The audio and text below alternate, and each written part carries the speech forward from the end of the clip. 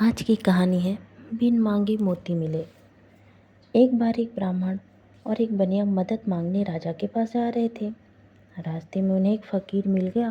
बोला, चलो मैं भी राजा के दरबार में चलता हूँ, उसकी दानवीरता देखूंगा। बनिए ने पूछा, क्या आपको भी कुछ चाहिए? फकीर बोला, नहीं, दाता मुझे बिन मांगे ही सब कुछ दे देता है। बनिया खामोश हो गया। तीनों दरबार में पहुँचे। राजा ने ब्राह्मण से पूछा, कहिए ब्राह्मण देव, कैसे पधारे? ब्राह्मण ने कहा, राजन, मेरी पत्नी मर गई है, मुझे घर के कामकाज के लिए एक दासी दीजिए।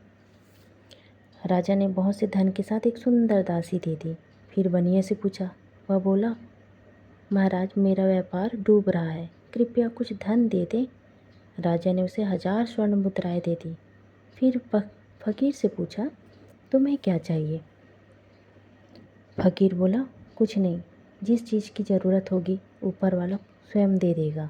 अगर वो नहीं देना चाहेगा तो किसी का दिया भी नहीं ठहरेगा।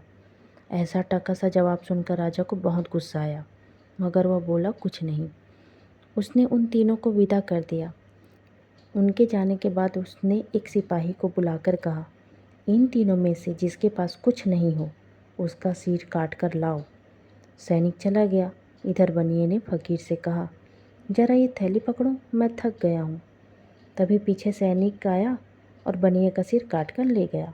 राजा ने देखा तो उसे बड़ा दुख हुआ। बोला, जिसके साथ स्त्री ना हो उसका सिर काट कर लाओ। सैनिक फिर गया। उधर ब्राह्मण अपनी स्त्री फकीर को सौंपकर लघु शंका के लिए झाड़ियों में जा रहा था।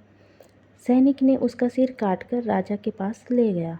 ब्राह्मण का सिर देखकर राजा अवाक रह गया और सोचने लगा कि वह फकीर ठीक कह रहा था। जब उसे देना होगा तो दे देगा। मांगने वाले मारे गए, मगर जिसने कुछ नहीं मांगा उसे सब कुछ मिल गया। सच है, इच्छाएं जितनी अधिक हो उतना ही दुख बढ़ता जाता है।